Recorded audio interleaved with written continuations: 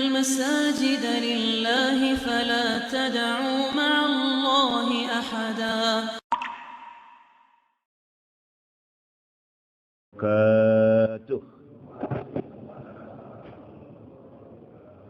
Al-Fatihah ila hadratin Nabi Muhammadin al-Mustafa Rasulillah sallallahu alaihi wa alihi wasallam. Summa ila arwahi ashabi Rasulillah ajma'in. Summa ila arwahi awliya'i was-solihin.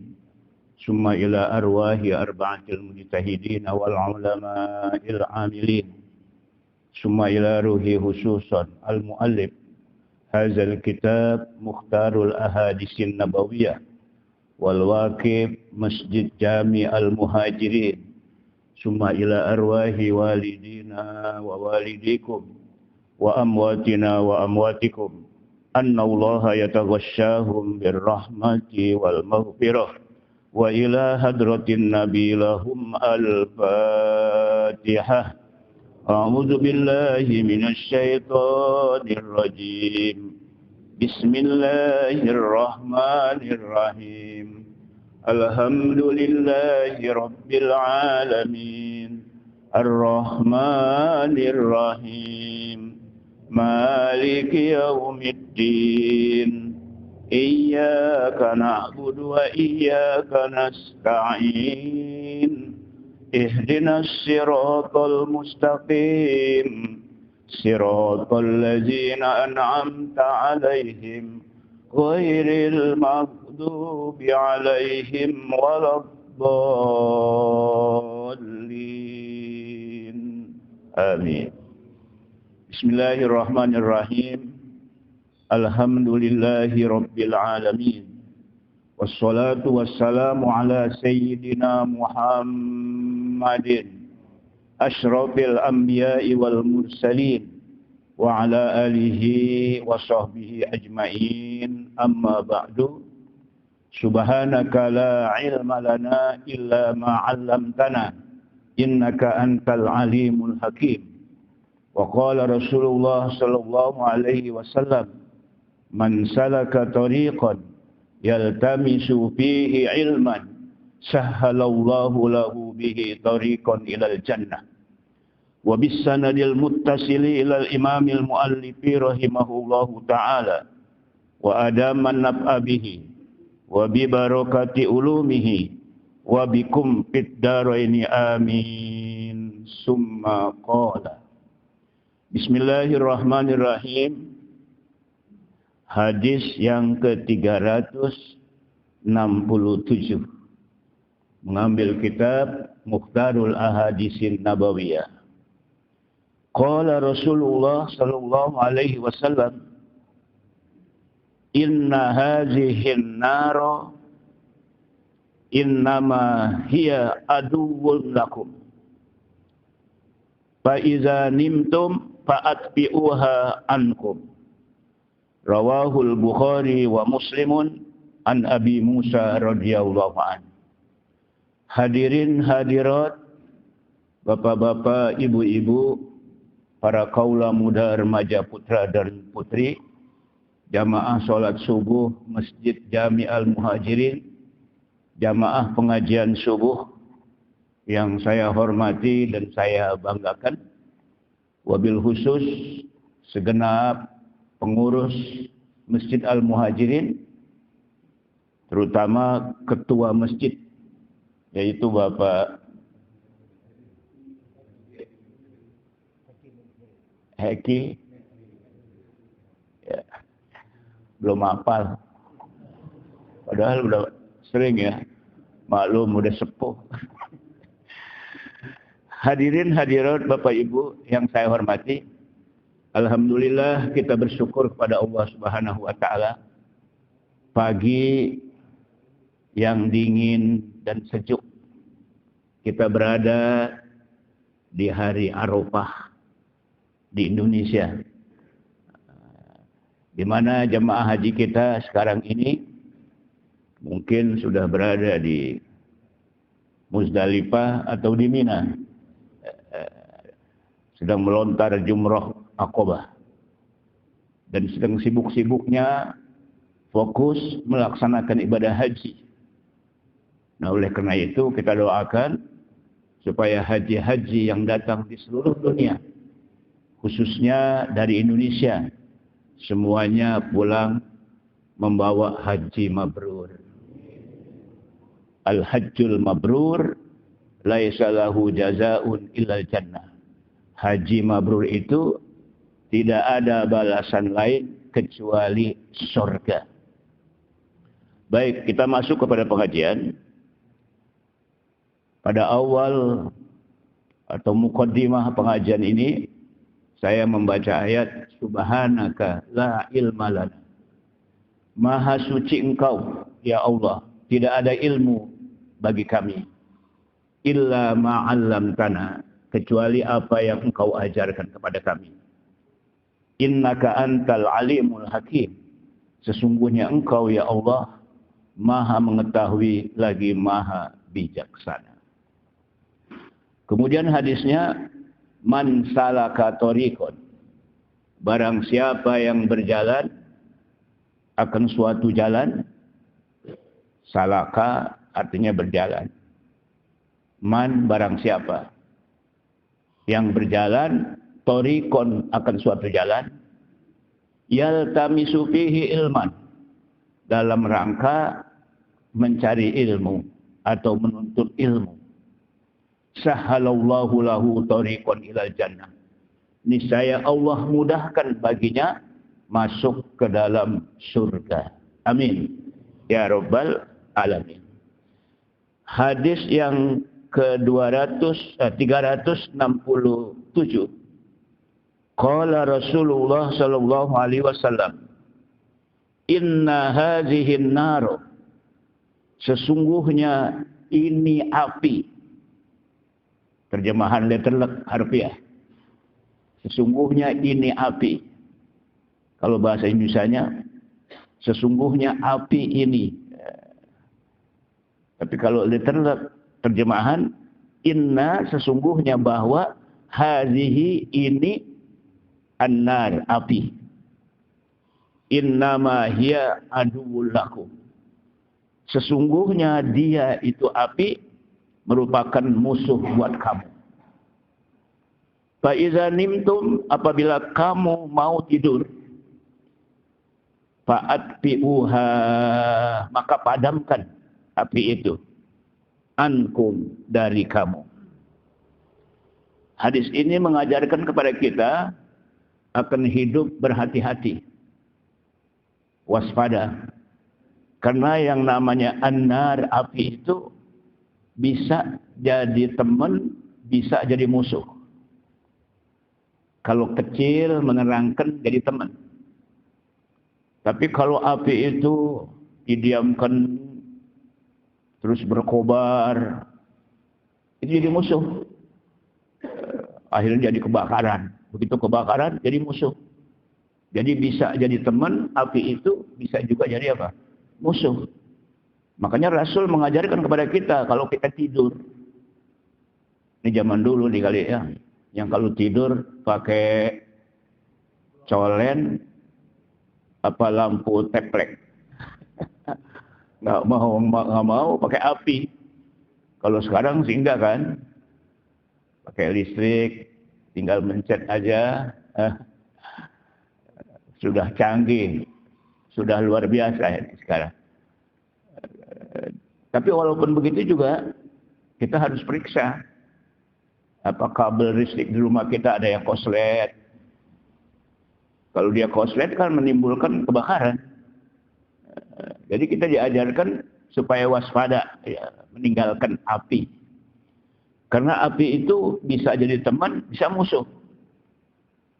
Kalau orang yang ngerokok, api jadi teman, jadi musuh. Jadi teman ya, ngerokok. Ini banyak nggak yang ngerokok di sini nih yang senang gitu. Kalau saya sih alhamdulillah nggak ngerokok. Dari dulu nggak ngerokok saya. Nah jadi teman juga bisa, jadi enak juga bisa ngerokok kan pakai api. Nah, hadis ini singkat tapi punya makna yang sangat dalam, bahwa kita diajarkan oleh Rasul sallallahu alaihi wasallam harus selalu waspada. Kalau kita mau pergi kemana-mana, nginep 2-3 hari, kita pesan sama tetangga, kalau nggak sama RT, jangan pergi begitu aja. Mungkin rumah yang kita tinggalin ada kabel listrik yang bisa koslet. Jangan sampai nanti kita pergi ke kampung seminggu, tahu-tahu rumah kita kebakaran, jadi musuh. Jadi begitulah Nabi mengajarkan kepada kita. Hadis ini riwayat Imam Bukhari dan Imam Muslim dari Abu Musa al-Ash'ari. Sekarang hadis ke-368. Inna Allah Ta'ala, sesungguhnya bahwa Allah Subhanahu wa Ta'ala wa Rasulahu, dan Rasulnya, harrama, mengharamkan bai'al khomri, menjual khomer. Khomer itu bisa terbuat dari anggur, bisa terbuat dari apel, bisa terbuat dari kulang kaling, apa itu? Dia asalnya suci.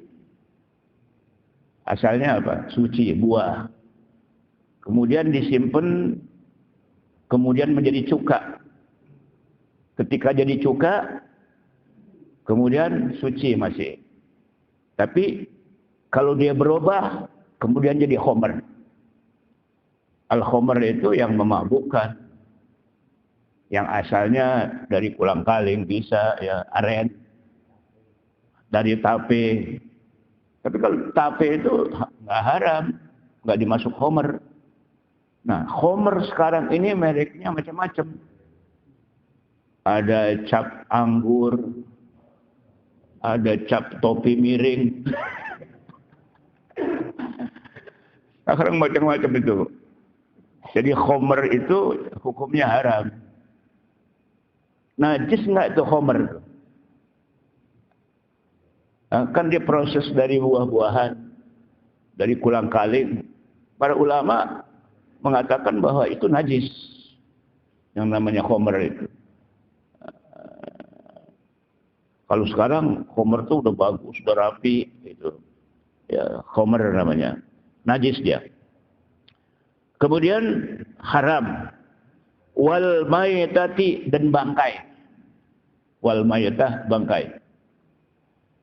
Di sekitar kita, di kehidupan bermasyarakat, di pasar-pasar, kalau ada ayam sudah jadi ayam goreng, kemudian kambing sudah jadi sop, ya, kemudian ada hayawan yang lain, sapi sudah jadi rendang. Ini yang hadir semua yakin nggak bahwa itu potongannya halal? Isu ada isu. Isu itu tentang ayam tiren. Ya, tiren apa sih artinya? Mati tapi kalau ada keraguan bagi kita, apa kita makan, apa kita tinggalkan? Tapi ada hadis Nabi sallallahu alaihi wasallam. Saya baca dalam kitab Kifayatul Akhyar fi halli ghayatil ikhtisar. Di zaman Nabi sallallahu alaihi wasallam, para sahabat bertanya kepada Rasulullah, "Ya Rasulullah, ada kelompok-kelompok Arab waktu itu zaman Nabi. Mereka datang kepada kami, kemudian memberikan sepotong atau sepaha daging. Mungkin dagingnya ini binatangnya halal, ya dimakan tuh dagingnya. Kemudian kami nggak tahu apakah ini haram apa halal. Nanyanya kepada Rasul sallallahu alaihi wasallam. Maka Rasul menjawab, kalau ada keraguan, Kata Rasul, sammu, bacalah bismillah. Bacalah apa? Bismillah. Bismillahirrahmanirrahim. Supaya kita tidak ragu lagi bahwa makanan ini apa disembelih secara syariat apa enggak. Dan itu hadis sahih. Walaupun baca bismillah di dalam menyembelih hewan, hukumnya wajib apa sunat? Tidak wajib. Kenapa? Sembelihan ahli kitab halal dimakan. Padahal ahli kitab itu tidak muslim. Cuman pertanyaannya, ahli kitab yang zaman kapan? Apa zaman sekarang, apa zaman dulu? Gitu. Ini masalah hukum. Tapi yang jelas, kalau kita ada keraguan, daging ini halal apa haram, maka bacalah Bismillahirrahmanirrahim. Mau bilang haram, takut, sayang, orang ayam goreng, mau dimakan, takut sembelihannya gak benar, baca aja Bismillahirrahmanirrahim. Baik.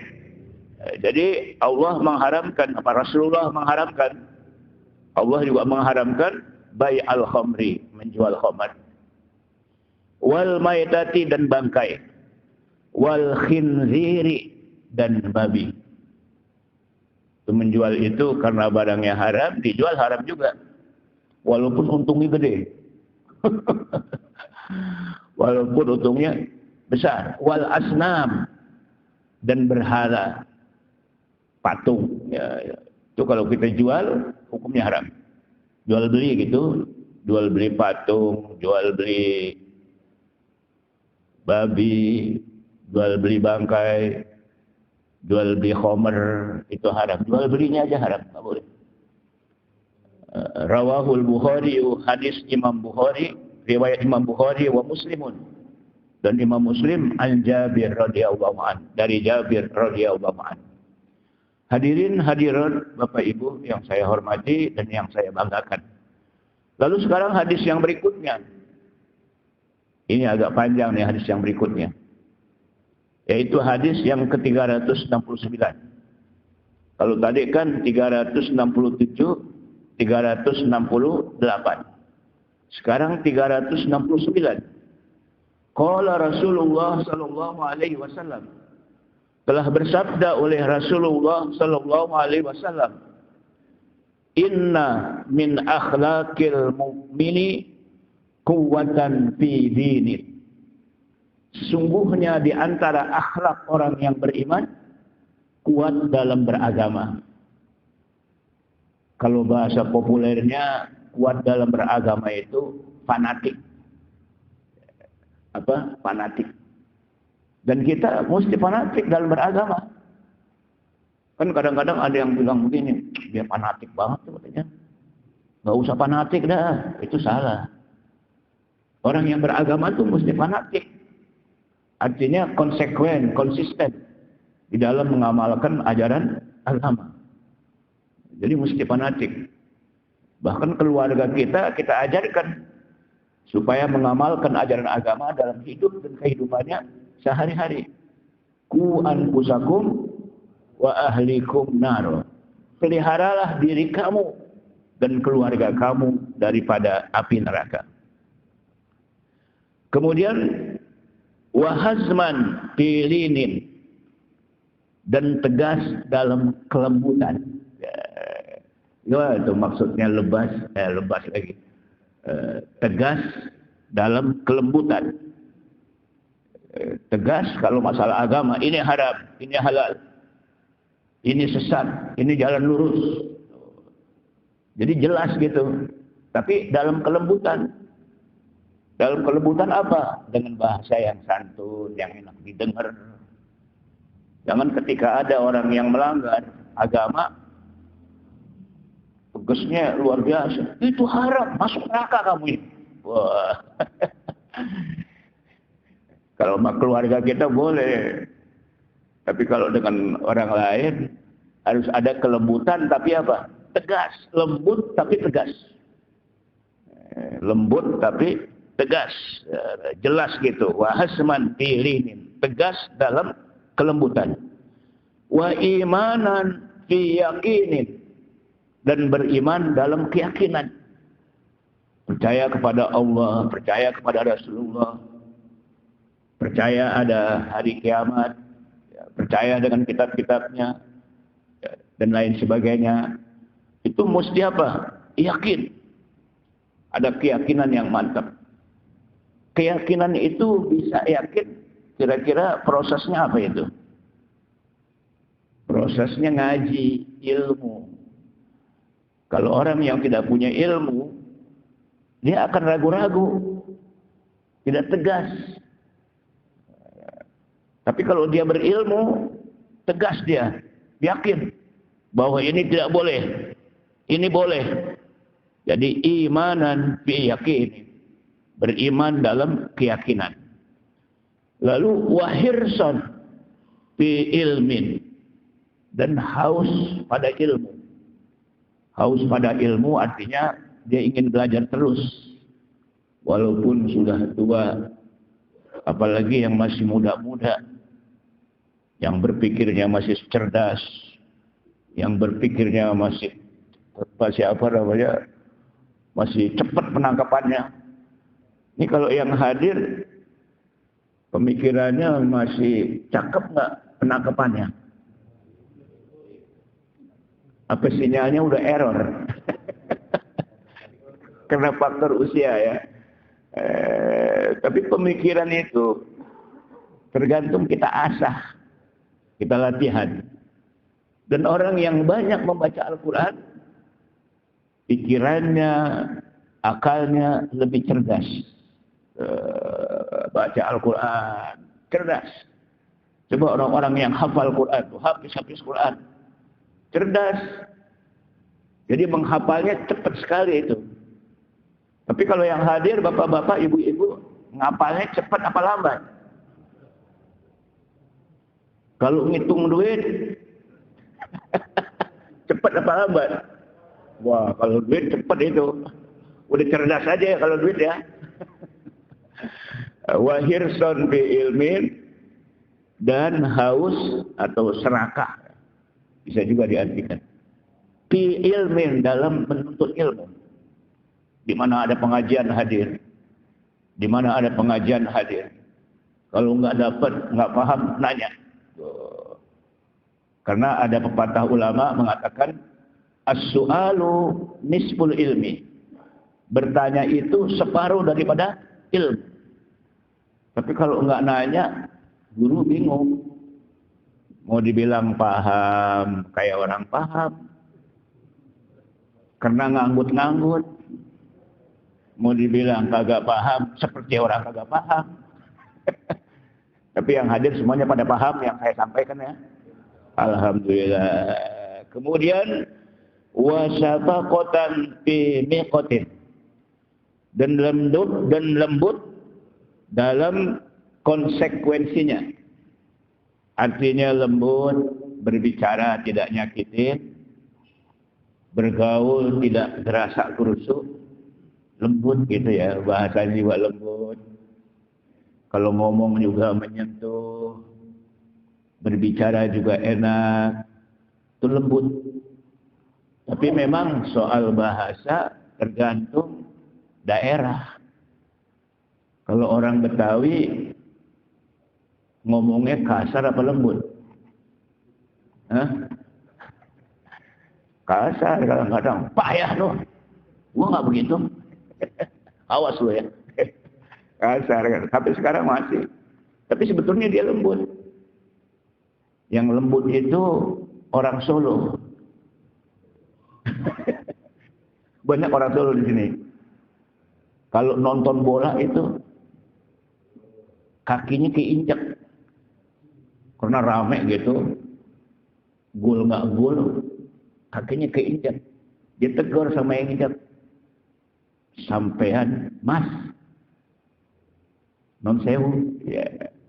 Kalau tidak salah, kaki sampean berada di atas kaki saya. Kakinya udah payah, sakit, masih lembut. Ini orang Solo dulu kali ya. Terkenal tuh orang-orang Solo itu lembut, ngomongnya enak, ya. Nonton bola, ini ilustrasi saya nih. Kakinya keinjak. Non sewu, Mas. Kalau tidak salah, kaki sampean berada di atas kaki saya. Kira-kira begitu lah. Jadi sabakoh bi miqatin, lembut dalam konsekuensi dan ketegasan. Kemudian wahilman bi ilmin, dan lembut dalam pengetahuan, bukan ilmu. Jadi kalau dia tahu ini daerah sini begini, ini daerah sini begini, orangnya begini-begini, dulu saya pernah tinggal di sini, itu bahasanya lembut ngasih tahunya. Sebab ada yang protes kadang-kadang, oh enggak, salah tuh, bukan di situ, kita tinggalin dulu, sini. Tapi lembut. Maksudnya apa? Supaya tidak terjadi pertentangan.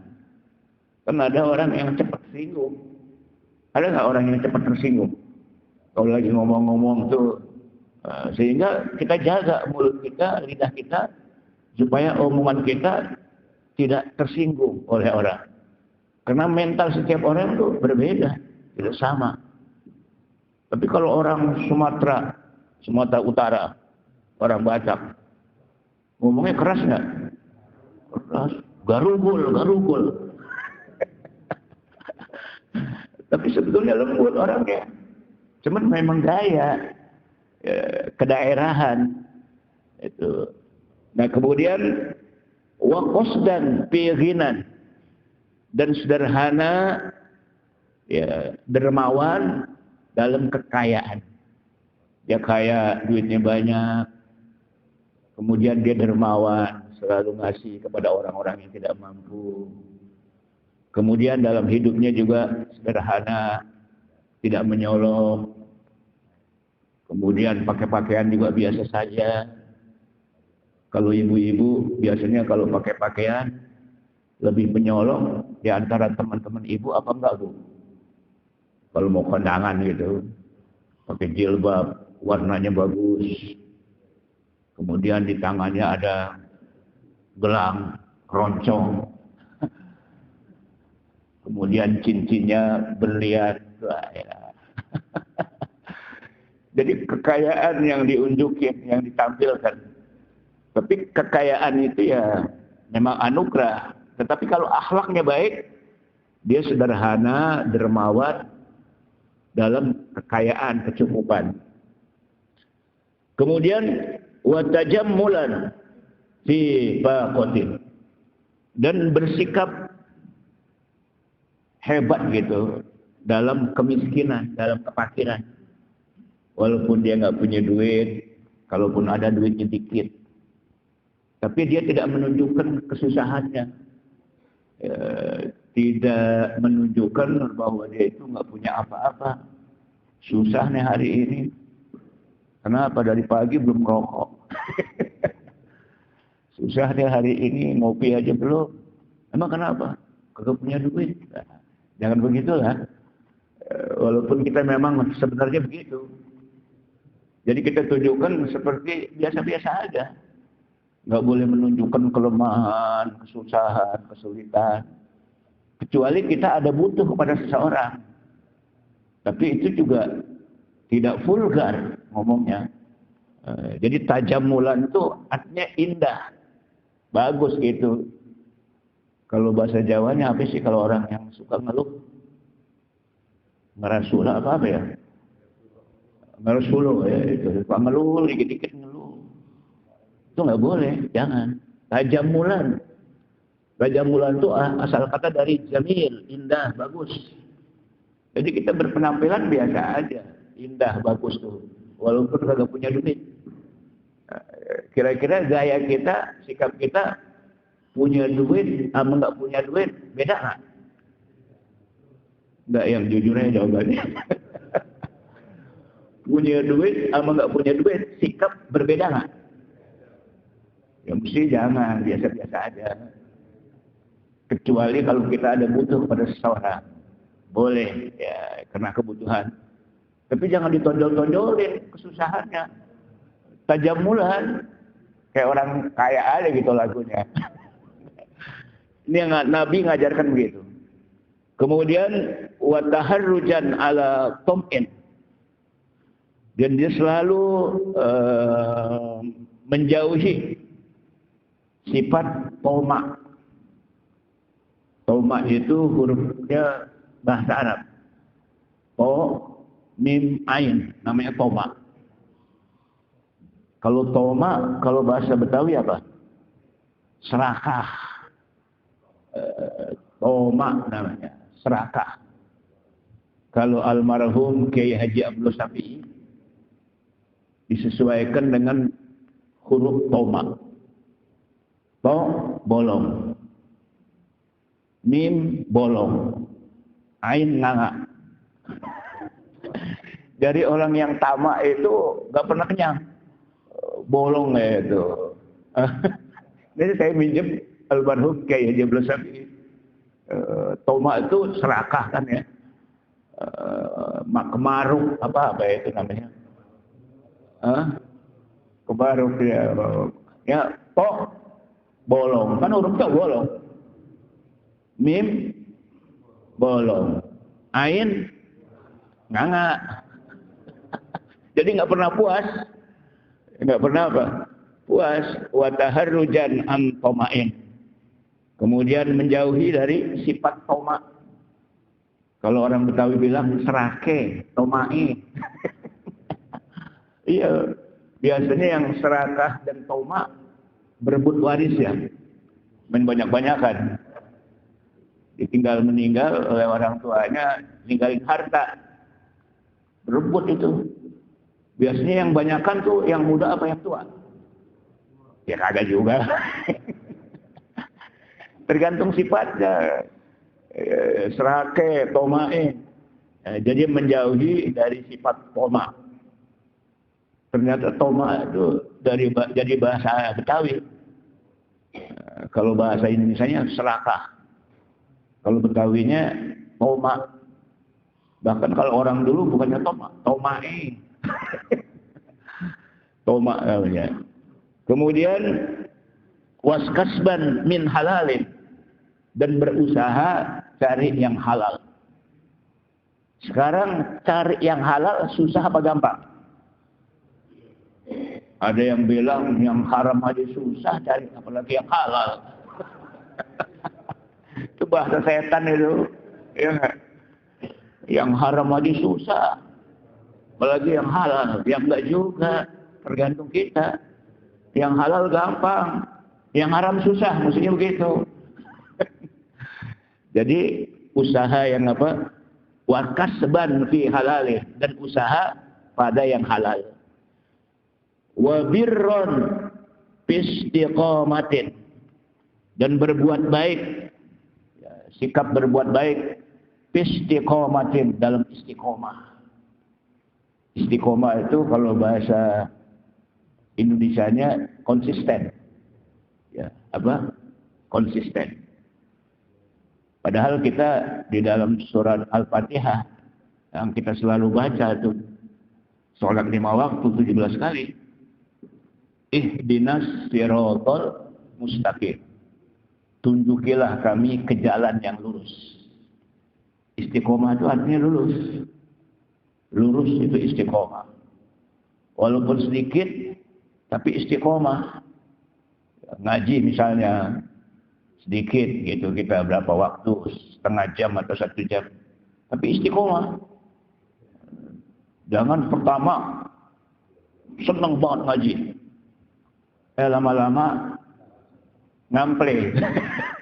Kalau orang bilang ngample itu kendor. Kalau ini mau semangat banget, nggak pernah mangkir, tiba-tiba jadi kendor, jadi ngample. Jadi apa namanya, lemes. Ada nggak yang punya sifat, punya karakter kayak begitu? Padahal kita minta petunjuk supaya kita istiqomah. Nah oleh karena itu kata Nabi SAW, Kul, katakan olehmu, amantu billah, aku beriman kepada Allah, Summastaqim. Kemudian istiqomahlah kamu. Nah, sifat istiqomah ini yang jarang didapat. Orang kalau istiqomah itu bisa jadi wali, bisa berkaromah, mengamalkan sesuatu istiqomah. Kita diajarkan istiqomah oleh Nabi SAW, oleh Allah Subhanahu Wa Taala dengan sholat 5 waktu. Enggak tinggal, biar dalam keadaan bagaimanapun istiqomah. Sholat rawatib juga qobliyah ba'diyah istiqomah. Baca Quran juga istiqomah. Tiap hari usahakan baca Quran. Nggak usah banyak-banyak. 1 ain aja. Wah, masih kebanyakan itu 1 ain. 5 baris aja. Tapi tiap hari. Tiap hari. Terus sepanjang tahun dia baca 3 ayat, 4 ayat, 3 ayat, 4 ayat. Istiqomah namanya itu. Coba ada orang yang baca Quran sekali baca 3 juz. Akhirnya 3 bulan nggak baca-baca. Lebih bagus mana? 2 ayat, 3 ayat, tapi istiqomah. Mantap. Daripada baca 3 juz, tempo-tempo. Nah, istiqomah ini mahal. Ngaji juga mesti istiqomah. Bersikap baik juga mesti istiqomah. Padahal di dalam ibadah kita diajarkan untuk istiqomah. Nah, oleh karena itu di sini dikatakan wabirron. Birron itu berbuat baik, berbakti. Fi istiqomatin, dalam apa? Istiqomah. Wa nasaton fi hudan, dan bersemangat dalam mencari petunjuk. Petunjuk tentang agama, kita duduk di pengajian, dijelaskan ini halal, ini haram, ini boleh, ini tidak boleh, ini jalan lurus, ini jalan sesat. Jadi mencari hudan, petunjuk. Ya, semangat. Nasyatun itu artinya semangat. Fi hudan, dalam mencari hidayah, petunjuk. Wa nahyan an syahwatin, dan melarang, mencegah daripada syahwat, keinginan. Syahwat kan keinginan yang kadang-kadang melampaui batas. Kalau kita makan misalnya nasi kebuli, kambingnya di atas nampan gede sekali, bumbunya bawang goreng banyak di situ, kemudian ada perkedelnya, waduh, ada apa? Perkedelnya, kira-kira punya syahwat gede nggak itu? Hah? Makan bertiga, waduh, nampan bertiga, kira-kira habis nggak itu? Ini lagi pada puasa ya, puasa Arafah ya, puasa Arafah. Jadi nahyan an syahwatin, mencegah diri jangan sampai punya syahwat. Syahwat dalam berpolitik. Orang kalau syahwat dalam berpolitik itu bisa juga tidak bagus. Karena menghalalkan segala cara, yang penting menang. Jadi syahwatnya tinggi sekali. Itu kita cegah, jangan sampai punya syahwat yang tinggi sekali. Ibu-ibu kalau belanja di mall, di Tamrin City, kemudian pakaian modelnya macam-macam, kira-kira syahwat membelinya bisa nggak ditahan? Bu, kan model macam-macam tuh, baju model gini, baju model gini. Ada ibu-ibu yang nggak sanggup, ya syahwatnya ditahan. Pengen beli ini, pengen beli ini, pengen beli ini, pengen beli ini. Ada nggak ibu-ibu yang kayak begitu di sini? Nggak ada, Bu ya. Jadi Nabi mengajarkan wa nahyan an syahwatin, mencegah daripada keinginan-keinginan syahwat. Pengen bikin rumah modelnya gini, modelnya gini. Polanya di sana, di daerah sana bagus. Terus udah bagus, ada lagi pola bagus, bongkar lagi. Itu syahwat bukan? Syahwat. Jadi syahwat ini memang tidak terbatas. Makanya Nabi ajarkan wa nahyan an syahwatin, mencegah diri daripada syahwat, keinginan nafsu yang menggebu-gebu, itu tahan. Kemudian wa rahmatan lil majhudi, dan kasih sayang bagi orang yang mendapatkan kesulitan ekonomi, kesulitan untuk memecahkan masalah, kesulitan karena ada problem, ada persoalan, kasih sayang gitu. Karena orang kalau sudah punya kesulitan itu biasanya gelisah, bingung. Nah, kita kasih sayang kepada dia, rahmah gitu. Kita kasih tahu caranya gini, caranya gini. Itu kehidupan manusia diajarkan supaya kita kasih sayang kepada orang yang hidupnya susah. Ada orang yang hidupnya susah sekali, tapi dia nggak mau ngomong. Dan dia nggak mau menunjukkan kesusahannya. Padahal dia susah. Anaknya 5. Dagangnya di pinggir jalan. Kemudian digusur. Sedangkan anaknya yang 5 nih kebutuhannya banyak. Yang sekolah, ya, yang minta beli ini, yang minta beli ini. Ya, itu yang seperti itu kita sayangi. Sebab kalau masalah ekonomi ini, waduh, orang kadang-kadang bisa khilaf.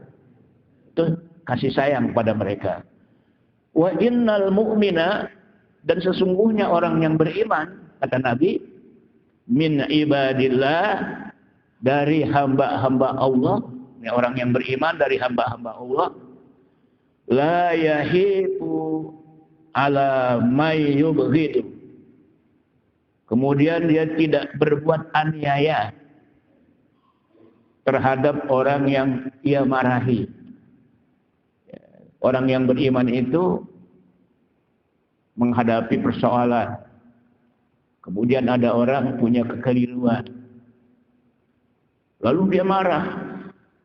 Nah, marahnya itu jangan sampai melampaui batas, sampai menganiaya, bahkan sampai mukuli. Orang sekarang kan banyak begitu, mengikuti syahwat. Orang salah dikit, waduh, habis dikeroyok. Ya, tetangga ribut antara tetangga. Padahal tetangganya salahnya sedikit. Tetangga yang sebelah ngeroyok. Semua keluarganya disuruh keluar, disuruh marah. Ada nggak yang begitu bertetangga? Itu nggak boleh, jangan. Jadi dalam marah itu jangan sampai berbuat aniaya.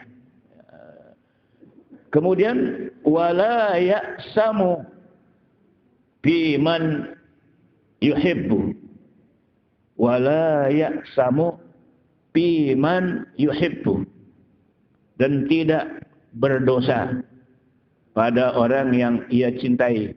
Arti tidak berbuat dosa kepada orang yang dicintai. Siapa tuh yang kita cintai dalam hidup kita? Ya, yang jelas istri, anak, ya, ponakan. Nah, ketika dia ada kesalahan, ada kekeliruan, jangan sampai kita sendiri marahnya itu melampaui batas, sampai melakukan dosa kepada orang yang kita senangi. Jadi kalau bahasa anak-anak muda, cintanya melampaui batas. Jadi yang dicintai itu mau kemana aja selalu dicurigai, selalu dicemburuin. Ada nggak laki-laki yang begitu? Cemburunya sampai melampaui batas. Cemburu boleh, nggak boleh nggak cemburu. Dia cemburu tapi mengandung kecurigaan. Sampai istrinya nggak boleh kemana-mana.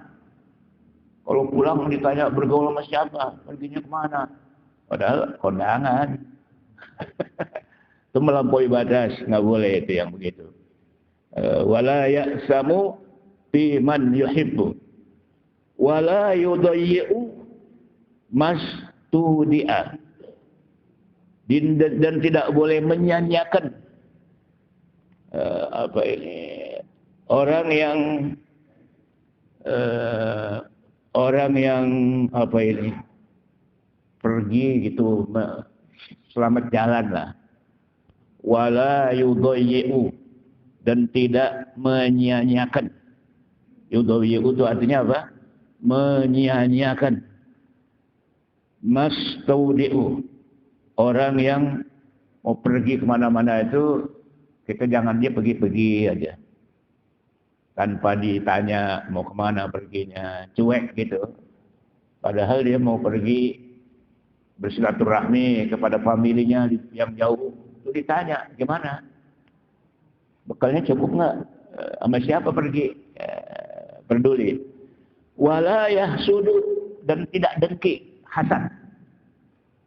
Orang hasad itu artinya iri.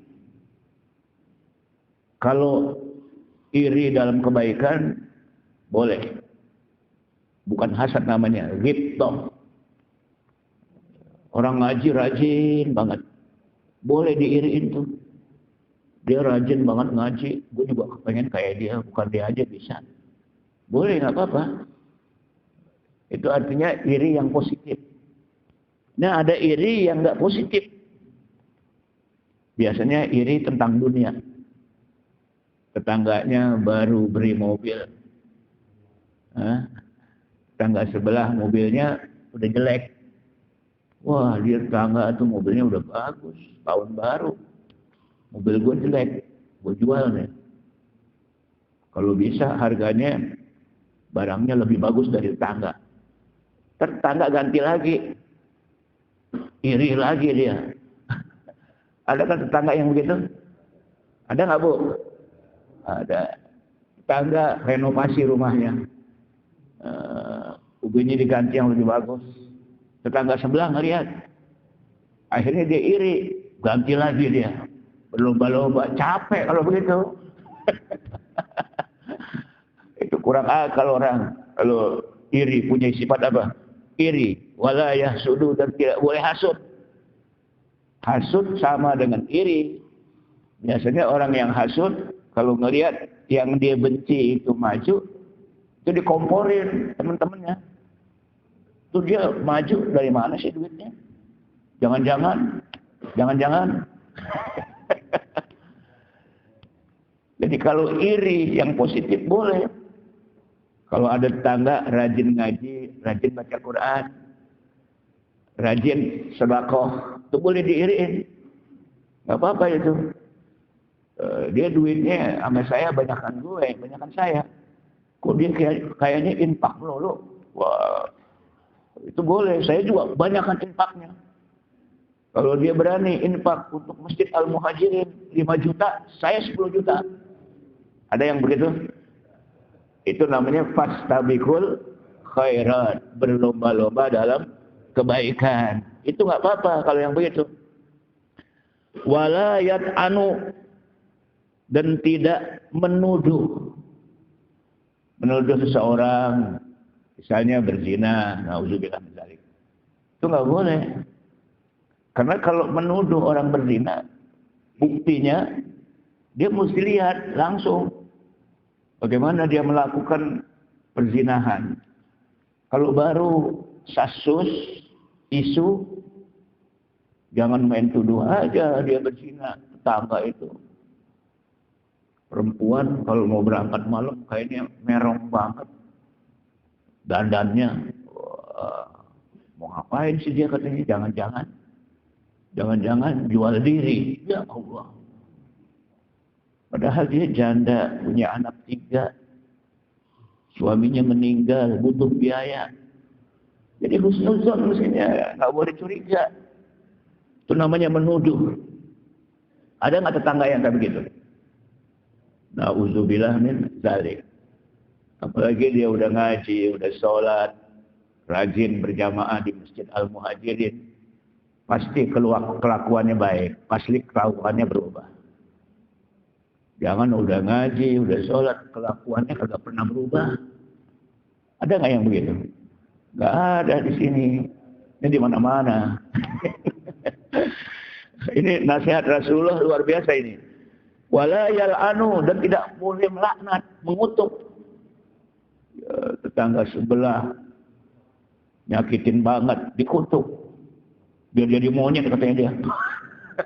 Ya Allah, walayaan, enggak boleh mengutuk. Ya, yang mengutuk itu hanya Allah. Allah juga tidak mengutuk. Manusia tidak boleh mengutuk. Nyumpahin. Biar ketabrak mobil. Ada yang disumpahin biar dapat duit banyak. Nah itu bukan sampahin namanya. Didoain ya. Lalu yang berikutnya kata Nabi SAW, wa ya'tarifu bil haqqi, dan dia mengakui tentang hak, tentang kebenaran, ya, atau tentang hak barang punya siapa. Kemudian wa illam yushad alaihi, sekalipun tidak ada saksi. Jadi kalau yang namanya kebenaran, ini tanah si fulan, kemudian ini ngukur saya lebih, ini yang lebihnya ini 0,5 meter punya tetangga nih, gitu. Tapi kan ada yang ngotot. Masalah batas tanah kan ada yang ngotot, ada nggak? Ini suratnya katanya nggak bisa yang sebelah. Nah dia mesti akui itu kalau itu salah. Bayangin 0,5 meter, jangan 0,5 meter, sejengkal aja. Gara-gara tanah, ada nggak yang ribut itu? Ada. Ya memang di atasnya sejengkal, tapi ke bawahnya berapa kubik. Ya urusan segitu mah ikhlasin aja. Karena saksinya kadang-kadang nggak ada. Ya nggak ada saksi. Tapi dia menyadari ya udah nggak apa-apa lah. Kira-kira bisa nggak begitu kalau masalah tanah? Tuh di situ tanah mahal. Semeternya 500.000. Sayang gitu ya. Ya Allah, ini Nabi ajarkan kepada kita tentang apa? Tentang akhlak yang harus luar biasa. Wala yatanabazu bil alqab. Dan tidak boleh memberikan gelar-gelar kepada orang dengan gelar yang tidak bagus. Apa yang dimaksud gelar yang tidak bagus? Punya teman kulitnya hitam banget. Digelar kalau orang yang hitam banget. Itu nggak boleh. Ada orang yang jalannya nggak begitu bagus. Dikasih gelar yang tidak bagus. Si godek lah. Nggak boleh kasih gelar-gelar. Ada orang peot. Si peot dipanggilnya. Itu biasanya ibu-ibu yang suka gelar-gelar yang nggak bagus tuh. Tadi lewat depan rumah kita siapa? Si peot. Itu gelar ya. Mbak kalau dia dengar marah nggak kira-kira? Orang diberikan gelar-gelar yang tidak bau. Si peot lah, si panjul lah. Apalagi gelar-gelar yang nggak baik. Itu tidak boleh. Dalam Al-Quran itu ada. Wala yatanabazu bil alqab. Kemudian fis sholati mutakhasyian, wallahu a'lam. Dalam salat khusyuk. Yang terakhir. Dalam salat apa? Khusyuk. Ini yang hadir kalau salat pada khusyuk enggak? Pada khusyuk enggak? Berapa persen? Persentasenya. Khusyuk. Tapi persentasenya berapa? Ada nggak yang khusyuk dari takbiratul ihram sampai assalamualaikum? Nggak sanggup. Tempo-tempo khusyuk. Biasanya kalau lagi susah tuh. Wallahu a'lam bishawab. Mudah-mudahan apa yang saya sampaikan bermanfaat untuk kita semua. Allahu akbar, Allahu akbar, Allahu akbar. La ilaha illallah, wallahu akbar. Allahu akbar walillahil hamd.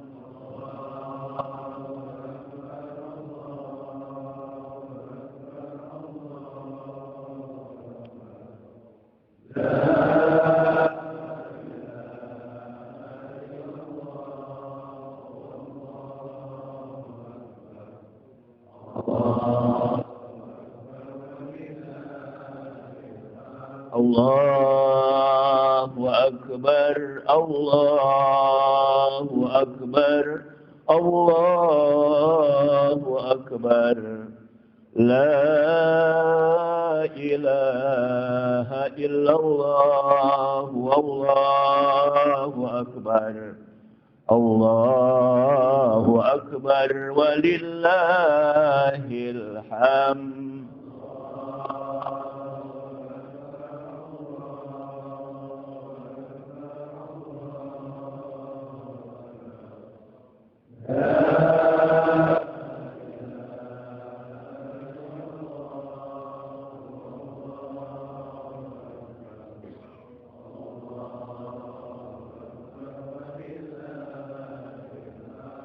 الله أكبر الله أكبر الله أكبر لا إله إلا الله والله أكبر الله أكبر ولله الحمد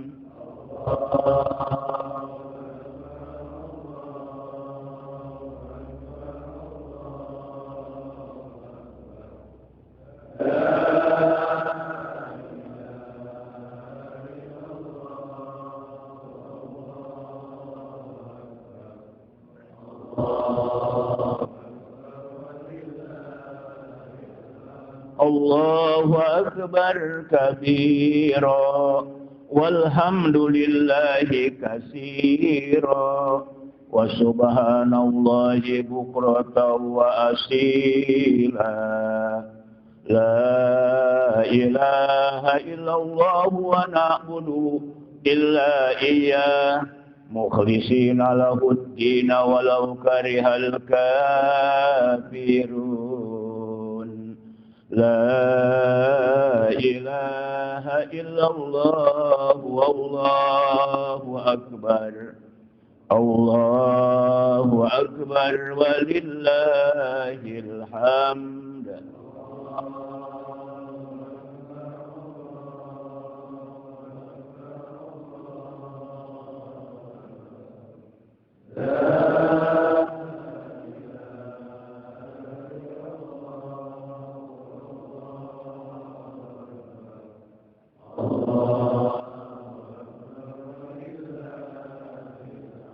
Bismillahirrahmanirrahim. Alhamdulillahirabbil alamin. Allahumma shalli ala sayyidina Muhammad wa ala ali sayyidina Muhammad. Rabbana anfa'na bima 'allamtana, Rabbi 'allimna allazi yanfa'una, Rabbi faqihna wa faqih ahlana wa qarabatin lana fi dinina ma'a ahlil kutri unsa wa zakar. Wassallallahu ala sayyidina Muhammad wa alihi wa sahbihi wasallam. Walhamdulillahi rabbil alamin. Terima kasih, mohon maaf. Wassalamualaikum warahmatullahi wabarakatuh. وأن المساجد لله فلا تدعوا مع الله أحدا